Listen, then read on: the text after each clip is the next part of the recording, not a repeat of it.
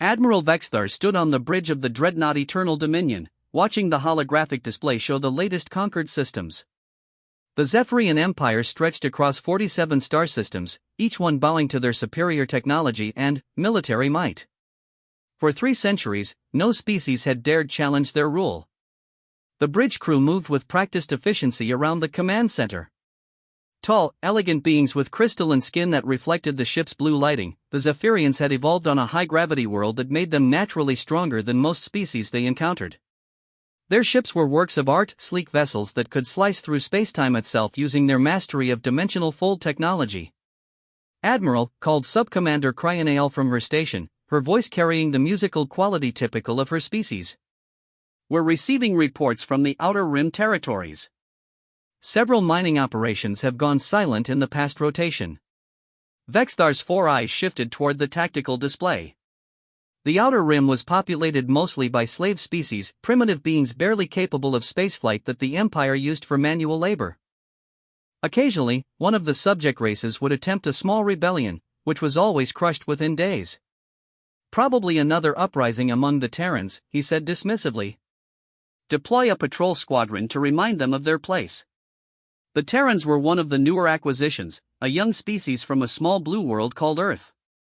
They had been subjugated only 50 cycles ago, when their primitive chemical rockets and nuclear weapons proved laughably inadequate against Zephyrian plasma shields and gravity manipulators. Most of their population now worked in the dilithium mines of Kepler 442b or served as manual laborers on agricultural worlds. Sir, the silence includes Outpost Gamma 7. That's a military installation with a full garrison. This gave Vexthar pause. Gamma 7 was staffed by 300 Zephyrian soldiers and equipped with planetary defense batteries. No slave uprising had ever successfully attacked a military outpost, let alone destroyed one completely. Send the 3rd Fleet to investigate. Full battle readiness. The 3rd Fleet consisted of 12 ships, including 2 heavy cruisers and a battleship. More than enough firepower to handle any primitive rebellion, even if the slaves had somehow acquired stolen weapons. 3 days passed before the first disturbing reports arrived. The 3rd Fleet had reached the Gamma 7 system and found nothing, no outpost, no debris, no trace that anything had ever been there. The entire military installation had simply vanished. Perhaps they relocated, suggested Cryonael, though her tone lacked conviction. A planetary installation doesn't relocate, Vexthar replied grimly. Order long-range sensors to sweep the sector. I want to know what happened. Over the following week, more reports trickled in. Mining stations throughout the Outer Rim were going dark, one by one. Each time the Empire sent ships to investigate, they found empty space where prosperous operations should have been. No distress signals, no evidence of battle, nothing. The pattern was too systematic to be coincidental. Someone or something was systematically dismantling the Empire's outer defenses. But none of the subject species possessed technology capable of such precise strikes. Admiral, Cryonael announced during the morning briefing, we've lost contact with the 7th Fleet. That's impossible. The 7th Fleet was investigating the Proxima sector. They have 25 ships and could handle any threat in that region. Sir, their last transmission was 18 hours ago. Since then, nothing. Vexthar felt something he hadn't experienced in decades, uncertainty. The 7th Fleet contained enough firepower to level a planet. What could make an entire fleet disappear without sending so much as a distress call? Recall all Outer Rim forces. Establish a defensive perimeter around the core systems. But, even as he gave the order, Vexthar suspected it was too late. Something was hunting them with a precision and capability that defied everything the Zephyrians thought they knew about their subject species. In the slave quarters of Mining Station Omega-12, a group of human workers gathered around an ancient communications device they had hidden from their overseers. The device had been cobbled together from scavenged parts, barely capable of receiving transmissions from beyond the system. Did you hear it? Whispered Marcus Chen, a former Earth Navy engineer who now spent his days hauling carts. The transmission from the Outer Rim? Sarah Williams, once a professor of xenobiology, leaned closer to the crackling speaker. Play it again. The message was brief, transmitted on an old Earth military frequency that the Zephyrians had never learned to monitor. Phase 1 complete. Outer rim cleared. Proceeding to Phase 2. Terra Firma sends its regards. The humans exchanged glances filled with a mixture of hope and disbelief. Terra Firma was a myth, a legend whispered among the slave populations, the idea that Earth had somehow survived the conquest and was building a secret military force. "It can't be real," Sarah said, though her voice trembled with suppressed emotion. "We saw the bombardment. We saw Earth's defenses destroyed." Marcus shook his head. "The bombardment was real, but maybe not complete. Maybe some of our people escaped. Maybe they've been planning this for 50 years. Another human, David Kim, who had been a communications specialist before the conquest, was studying the technical aspects of the transmission. "This signal is using quantum entanglement encryption. That's theoretical technology that Earth was just beginning to develop when the invasion happened. So either our people made incredible advances in 50 years, Sarah said slowly, or we're receiving a message from ghosts." The conversation was interrupted by the sound of heavy footsteps in the corridor. The humans quickly hid the communicator and returned to their bunks as a Zephyrian overseer entered for the nightly count. 3 systems away, aboard the Zephyrian command ship Stellar Apex, Fleet Commander Mordeth was growing increasingly frustrated with the reports crossing his desk. The mysterious attacks were becoming bolder, striking deeper into Empire territory with each passing day. "Show me the tactical analysis again," he ordered. The holographic display revealed a 3-dimensional map of known attacks. Each incident was marked with a red symbol, and, together they formed a clear pattern, a systematic advance toward the Empire's core worlds. "The attacks show remarkable precision," reported his tactical officer. "Each target is isolated, communications are somehow blocked, and the strikes occur with perfect timing to avoid our patrol schedules. That level of intelligence suggests either a traitor within our ranks or surveillance technology we haven't detected." "There's another possibility, Commander," the tactical officer said hesitantly. "The attack patterns match military doctrine from the species we've conquered. Specifically, pre-conquest Terran naval tactics." Mordeth's crystalline features darkened. The idea that the primitive humans could pose a threat was absurd. The Terrans were barely spacefaring when we conquered them. Their ships were metal boxes propelled by chemical explosions. "Yes, Commander. But 50 cycles is sufficient time for a species to advance significantly, especially if they had access to our technology." The implication hung in the air. When the Empire conquered a world, they typically destroyed most of the military infrastructure but often salvaged useful technology and sometimes even captured personnel for study. If some humans had escaped the initial conquest and had access to Zephyrian technology for 5 decades. "Impossible," Mordeth declared, but his voice lacked conviction.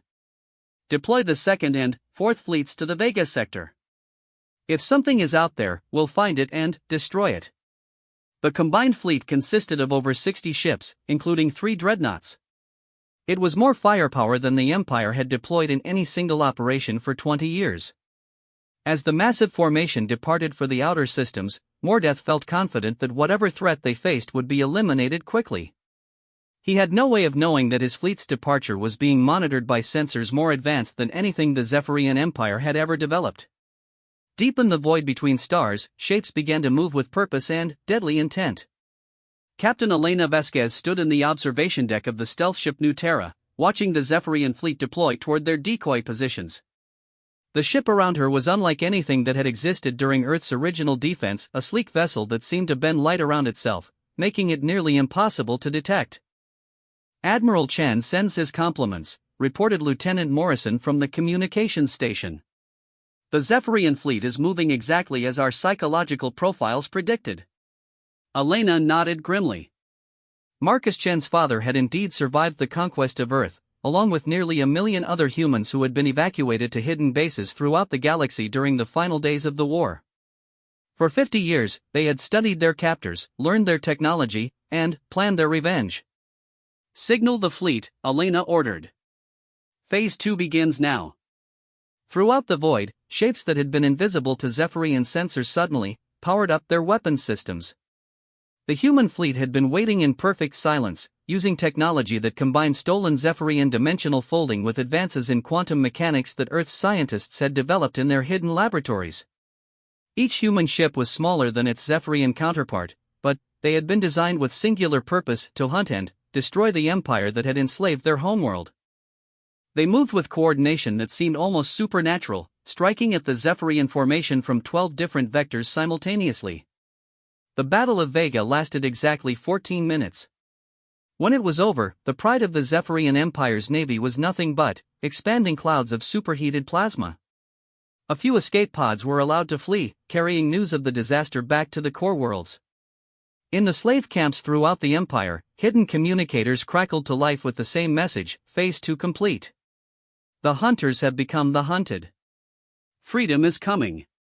But, aboard the New Terra, Captain Vasquez was already studying the next set of targets. The Outer Rim was clear, the Empire's response fleet was destroyed, and now the real war could begin. 50 years of preparation were about to culminate in something the galaxy had never seen: a species rising from slavery to reclaim their place among the stars. The Zephyrian Empire had ruled for 3 centuries through superior technology and ruthless efficiency. They were about to discover that humanity had learned both lessons very well.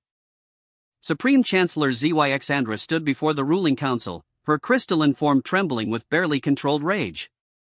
The vast chamber, carved from a single massive crystal that had formed the heart of the Zephyrian homeworld for millennia, was filled with the most powerful beings in the galaxy. Today, they looked more like frightened children than the masters of 47 star systems. 2 fleets, she announced, her voice echoing off the crystal walls. 2 entire fleets, vanished without trace. Over 80 ships and 12,000 of our finest warriors, gone. Council member Corvash, ancient even by Zephyrian standards, leaned forward in his crystal throne. The reports from the survivors speak of impossible things. Ships that appear from nowhere, weapons that pierce our shields like they were made of fabric, coordinated attacks that suggest knowledge of our most classified tactical procedures. Survivors' tales often exaggerate in the face of trauma, Chancellor Zyxandra replied, though her tone suggested she was trying to convince herself as much as the council. Perhaps, agreed Corvash. But, the tactical data recovered from the escape pods tells a different story. Our ship's computer systems recorded weapons signatures unlike anything in our databases. The energy patterns suggest technology based on our own dimensional manipulation principles, but advanced far beyond our current capabilities. The implications hung heavy in the crystalline air. The Zephyrian Empire's dominance was built on their mastery of dimensional fold technology, which allowed them to manipulate spacetime for both faster-than-light travel and devastating weapons. The idea that a subject species had not only learned these principles but improved upon them was terrifying. What of intelligence from our subject worlds? Asked another council member. Surely the slave populations would have knowledge of any resistance movement. Chancellor Zyxandra activated the central hologram, which displayed a map of the Empire. Red zones marked the areas where attacks had occurred, while yellow zones showed systems where slave populations had been problematic recently. Our overseers report unusual activity among the Terran populations. Coded communications, organized work slowdowns, and, in 3 cases, outright rebellion that required military intervention. The pattern suggests coordination across multiple systems. The Terrans, mused Corvash. They were always different from the other subject species. Most races submit to superior force once the futility of resistance is demonstrated. The Terrans continued low-level resistance operations for nearly a decade after conquest. Because they were too primitive to understand the hopelessness of their situation, snorted council member Velthera, her younger perspective colored by decades of Zephyrian superiority.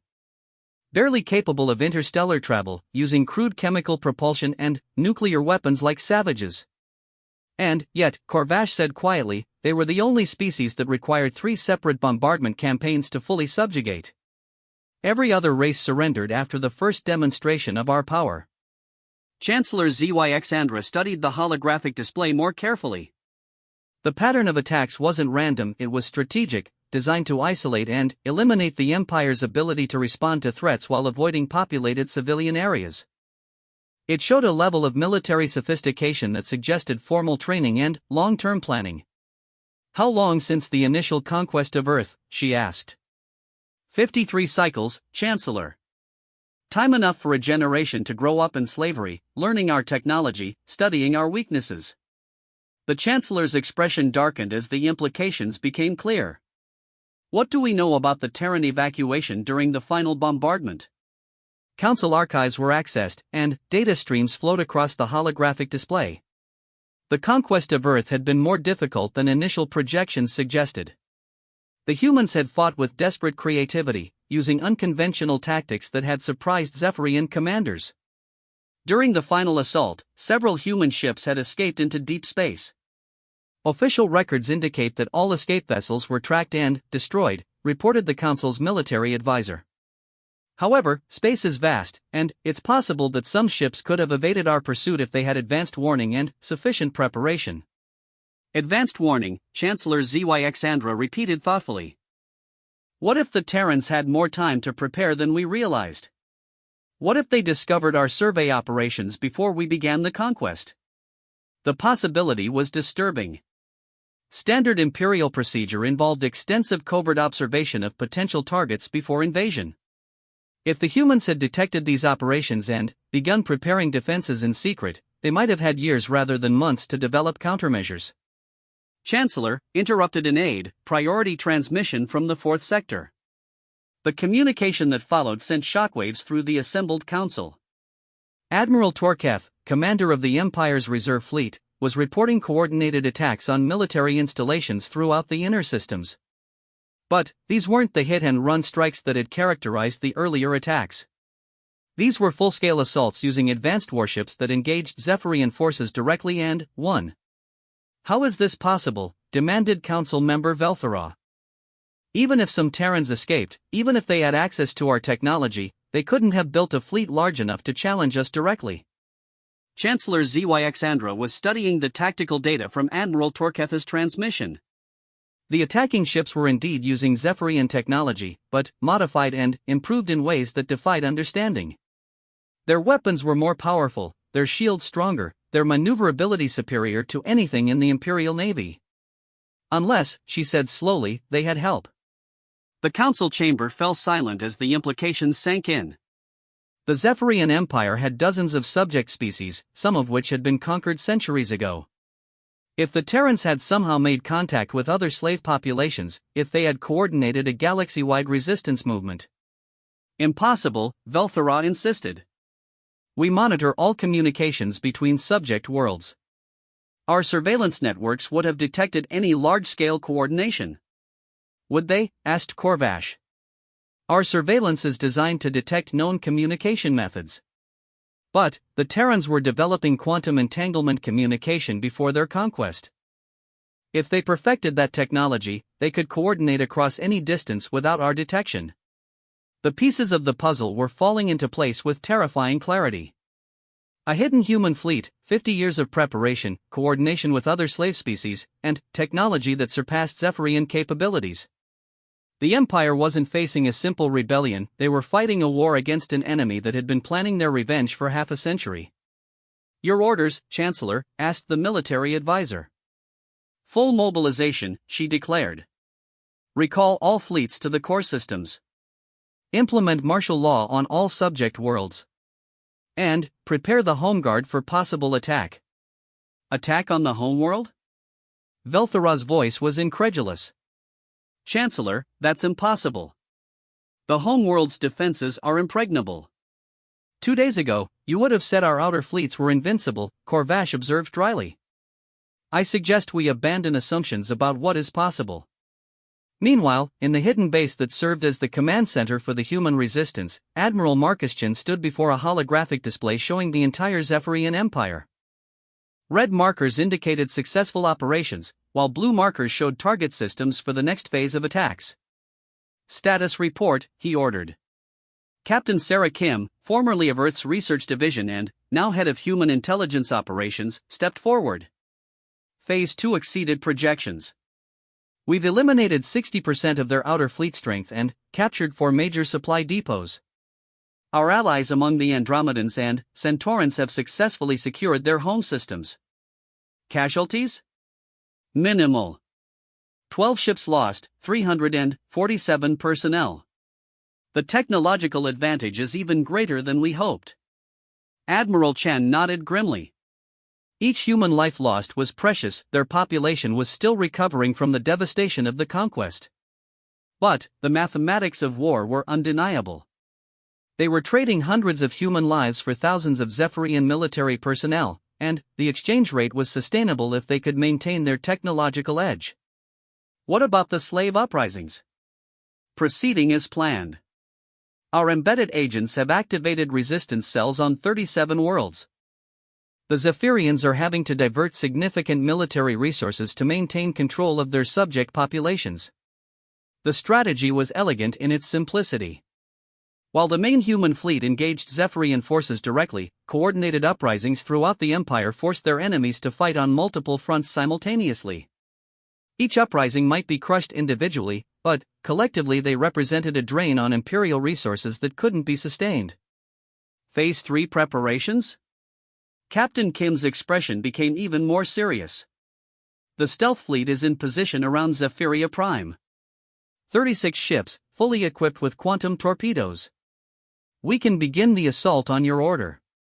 Admiral Chen studied the tactical display showing the Zephyrian homeworld. It was protected by orbital defense platforms, a massive fleet, and planetary shields that the Empire claimed were impenetrable. The coming battle would determine whether humanity reclaimed their freedom or was destroyed in the attempt. Not yet, he decided. Let them pull more forces back to defend their core systems. The more ships they concentrate around the homeworld, the fewer ships they have to hunt down our support bases. Sir, interrupted Lieutenant Morrison from the communications station, priority message from Earth. Admiral Chen turned toward the main screen as the familiar face of Director Elizabeth Santos appeared. She was older now, gray-haired and lined with the stress of 50 years of preparation, but her eyes still held the same determination that had driven humanity's secret exodus from their conquered world. Marcus, she said simply, it's time. The final fleet elements have launched from Earth. Operation Retribution is ready to begin. For 50 years, Earth had appeared to be completely subjugated, its population working in Zephyrian mines and factories. But, beneath the surface, in hidden bunkers and secret installations, humanity had been preparing. The final fleet represented technology and resources that had been accumulated over 5 decades of careful planning. How many ships? Admiral Chen asked. 2,418 vessels, Director Santos replied.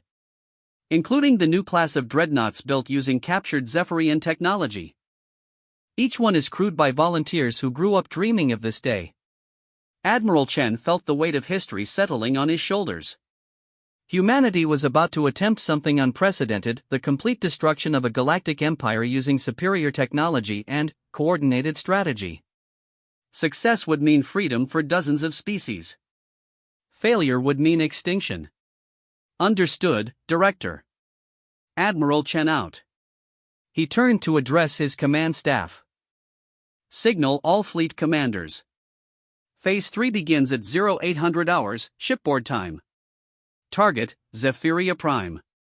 Objective, total elimination of Imperial command structure. What about surrender terms? Asked Captain Kim. Admiral Chen's expression was hard as steel.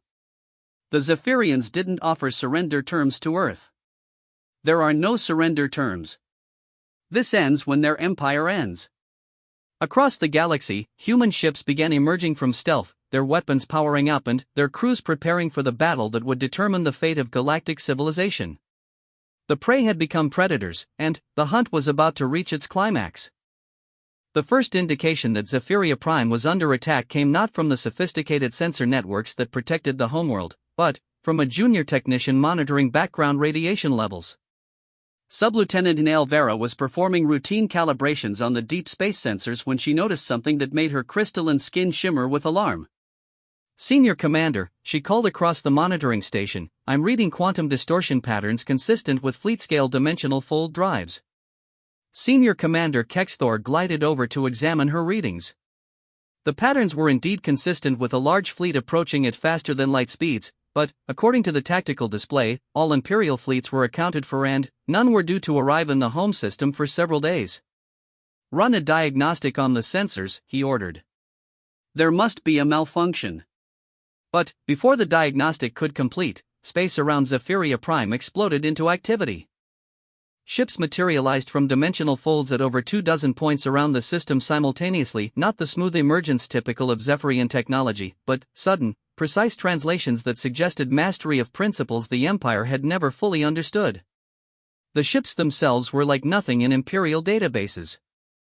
Sleek vessels that seemed to absorb light, making them difficult to track visually. Their energy signatures were familiar yet wrong, clearly based on Zephyrian technology but modified in ways that made them more efficient and more deadly. "Alert condition maximum," Commander Kexthor shouted as alarms began wailing throughout the orbital defense stations. "Signal the home fleet.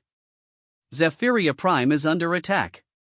Admiral Zorkon, commanding the home fleet from the super dreadnought Eternal Glory, received the alert with disbelief that quickly turned to professional focus. The home fleet consisted of over 300 ships, including 8 dreadnoughts and the most advanced weapons technology the Empire possessed. Whatever enemy dared attack the homeworld was about to learn why the Zephyrian Empire had dominated the galaxy for 3 centuries. "All ships, battle stations," he commanded. "Formation 7, protect the orbital installations and maintain defensive perimeter around the planet." But, as the home fleet maneuvered into position, Admiral Zorkon realized he was facing something unprecedented. The attacking ships moved with coordination that seemed almost supernatural, striking at exact points where the Imperial formation was weakest. Their weapons punched through Zephyrian shields like they were made of paper, and their own defensive systems absorbed Imperial fire with disturbing ease. "How are they penetrating our shields?" demanded the Admiral's tactical officer. "Our defensive technology is the most advanced in the galaxy." "Based on our technology," Zorkon replied grimly, watching another Imperial cruiser explode on the tactical display. "They know exactly how our shields work because they learned from us." The battle for Zephyria Prime was unlike anything in recorded galactic history. The attacking ships, which intelligence quickly identified as human in origin based on their tactical signatures, fought with the desperate efficiency of a species seeking revenge and the technological advantage of 50 years of secret development. Human quantum torpedoes, based on improved Zephyrian technology, created massive disruptions in spacetime that made conventional shields useless. Human plasma cannons, using focused dimensional manipulation, could strike targets from impossible angles by literally folding space around defensive barriers. But it was their strategy that truly marked them as a mature military force. Rather than attempting to destroy every Imperial ship, the human fleet systematically targeted command vessels, communication arrays, and logistics ships. They were dismantling the Empire's ability to coordinate resistance while leaving enough survivors to spread word of their capabilities. On the planet's surface, Supreme Chancellor ZYX Andra watched the battle from the emergency command center deep beneath the capital city. The massive crystal walls that had protected Zephyrian leadership for millennia now felt like a tomb as reports flowed in from the orbital battle. "Status of the home fleet?" she asked. 60% casualties and rising, reported the military coordinator. "Admiral Zorkon is requesting permission to withdraw remaining forces to the inner defense perimeter." "Denied. The home fleet will hold position regardless of cost." "Chancellor, with respect, the home fleet cannot win this engagement. The enemy technology is superior to ours in every measurable category." Chancellor ZYX Andra's crystal form darkened with rage. "Impossible. No subject species possesses technology superior to the Empire's. The data doesn't lie, Chancellor. These ships are using our own dimensional manipulation principles, but perfected beyond our current understanding. Their quantum torpedoes are generating spatial distortions we can't defend against, and their shields are adapting to our weapons in real time." The reports were interrupted by a new alarm. The planetary defense grid, massive installations that could theoretically destroy an entire fleet, was coming under direct attack. Human ships were appearing within the defense perimeter using short-range dimensional jumps, a technique that should have been impossible so close to a planetary gravity well. "How?" Chancellor ZYX Andro whispered. "How did they learn to manipulate spacetime with such precision?" The answer came in the form of a communication transmission that somehow penetrated all of the Empire's security protocols. The main display activated to show a human in military uniform, standing on the bridge of a warship that was clearly built using advanced Zephyrian technology. Chancellor Zyxandra, the human said in accented but fluent Zephyrian, "I am Admiral Marcus Chen of the Terran Liberation Fleet. You may remember my son, he was among the humans your forces enslaved 53 years ago." The Chancellor's four eyes focused on the screen with shocked recognition. The tactical data from the Earth conquest was still in Imperial archives. Marcus Chen had been identified as one of the human military leaders who had coordinated their planet's hopeless defense. "That's impossible," she said. "You were killed during the bombardment of Earth's orbital stations." "Reports of my death were somewhat exaggerated," Admiral Chan replied with grim humor. "Along with reports that Earth's resistance was completely crushed. You're commanding a handful of primitive refugees. The Empire's full military might will crush you just as we crushed Earth." Admiral Chan's expression didn't change. "Chancellor, perhaps you should look at your tactical displays before making threats. Your home fleet is down to less than 100 operational ships, your orbital defenses are compromised, and my forces have established complete space superiority around your homeworld." As if to emphasize the point, explosions could be seen through the crystal walls of the command center as the last planetary defense satellites were systematically destroyed. "What do you want?" Chancellor Zyxandra asked, though she suspected she knew the answer. "Unconditional surrender of the Zephyrian Empire. Immediate release of all enslaved populations. Full compensation for damages inflicted on subject species. And the trial of war criminals responsible for 3 centuries of galactic oppression." Never. The Empire will never surrender to primitive refugees. Admiral Chen nodded as if he had expected this response. "Then, you've chosen extinction over justice. So be it." The transmission ended, and, within minutes, the final phase of the human assault began. Ships that had been holding back now emerged from stealth positions throughout the system. The scope of the human fleet became clear: over 2,000 vessels, ranging from fast attack ships to massive dreadnoughts that dwarfed anything in the Imperial Navy. But, more shocking than their numbers was their composition. Intelligence reports quickly identified ships crewed by not only humans, but by representatives of dozens of species that the Empire had conquered over the centuries. The Andromedans with their mastery of energy weapons, the Centaurans with their expertise in defensive systems, the Rigelians with their advanced computer technology, all working together in coordinated rebellion. How? Chancellor Zyxandra demanded. How did they coordinate this without our detection? Quantum entanglement communication networks, reported her intelligence chief. They've been building a galactic resistance movement for 50 years, using technology we couldn't monitor because we didn't know it was possible. The final battle for Zephyria Prime lasted 18 hours. When it ended, the proud capital of a galactic empire lay in ruins, its orbital installations destroyed, its fleet scattered or destroyed, and its government in hiding beneath the planet's surface. But Admiral Chen's forces didn't bombard the planet into submission as the Zephyrians had done to Earth. Instead, they established orbital control and began broadcasting surrender terms to the population. In slave camps throughout the galaxy, hidden communicators came alive with a message that echoed across 47 star systems: "The Empire has fallen. You are free." 3 months later, Marcus Chen stood in the same chamber where his son had once worked as a slave, now converted into a temporary headquarters for the Galactic Liberation Council. Representatives from dozens of formerly enslaved species were present, planning the structure of a new galactic government based on cooperation rather than conquest. Status report from the Outer Territories, requested Captain Sarah Kim, now serving as coordinator for post-liberation reconstruction. Zephyrian military forces have surrendered on 38 worlds. The remaining 9 systems are under siege but expected to capitulate within the week. Civilian populations are cooperating with transition authorities, and war crimes tribunals have been established on 12 worlds. Casualties? Light, considering the scope of the operation. Our total losses were under 5,000 personnel across all engagements. Enemy military casualties were approximately 40,000, with minimal civilian losses. Admiral Chen nodded. The humans had learned from the Zephyrians' mistakes. Rather than ruling through fear and oppression, they were establishing a confederation of free worlds based on mutual benefit and respect for autonomy. What about Earth? Full restoration is proceeding ahead of schedule. The population has voted to rebuild the orbital cities, but this time with defensive capabilities that will prevent another conquest. Earth will never be helpless again. Outside the windows of the former slave facility, construction crews made up of dozens of species were working together to build something unprecedented, a galactic civilization based on equality rather than conquest. The Zephyrian Empire was being transformed into the Galactic Confederation, with Earth serving as the coordinating world but not the ruling power. "Sir," interrupted Lieutenant Morrison, "communication from the Zephyrian detention facility." Admiral Chen accepted the transmission. Chancellor Zyxandra appeared on screen, her crystalline form dulled by defeat and confinement.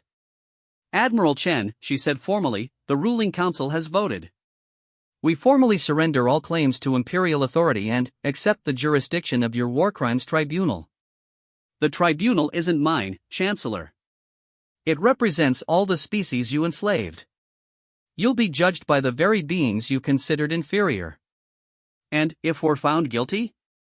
Then, you'll face the same justice you showed to others. Though unlike the Empire, we believe in proportional punishment rather than extinction." The transmission ended, and Admiral Chen turned to look out at the construction work continuing outside.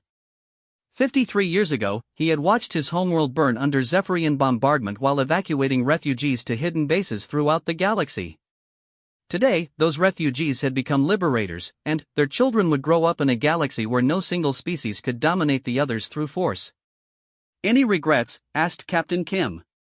Admiral Chen considered the question carefully. "About the war? No. About the necessity of it? Yes. We gave them every chance to release their slaves peacefully. They chose to fight, and they lost. The historical archives will record this as the fastest conquest of a galactic empire in known history. 3 months from first engagement to complete surrender. Speed was essential," Admiral Chen replied. "The longer the war continued, the more lives would have been lost on both sides. Sometimes mercy requires overwhelming force applied precisely and quickly." He turned to address the assembled staff. "Our mission isn't finished. We've destroyed an empire built on oppression, but now we have to build something better in its place. That's going to be harder than winning the war." "Sir," Morrison reported, "long-range sensors are detecting something interesting. Ships approaching from the galactic core, configuration unknown but definitely artificial." Admiral Chen studied the sensor readings with interest rather than alarm. The galaxy was vast, and humanity had always suspected that there were civilizations beyond the regions controlled by the Zephyrian Empire. First contact with unknown species would be the next great challenge for the new confederation. Alert the Council, he decided. Prepare diplomatic contact protocols. After 3 centuries of Zephyrian isolationism, it's time for the galaxy to meet its neighbors. As the human fleet moved to intercept the unknown ships, Admiral Chen reflected on the journey that had brought them to this point. 53 years ago, humanity had been a primitive species barely capable of interstellar travel. Today, they were the leaders of a galactic confederation and the galaxy's most advanced military power. But, perhaps most importantly, they had proven that no empire, no matter how powerful, could permanently subjugate a species that refused to surrender its dignity and freedom. The human fleet had appeared from nowhere and, by morning, the empire was gone, replaced by something better, something worthy of the diverse species that called the galaxy home. In the end, that was the most human thing of all, the refusal to accept that might makes right, and the determination to build a better future no matter the cost. The galaxy was free, and it would remain free as long as humanity remembered the lessons learned in 50 years of patient preparation and one perfect moment of overwhelming victory.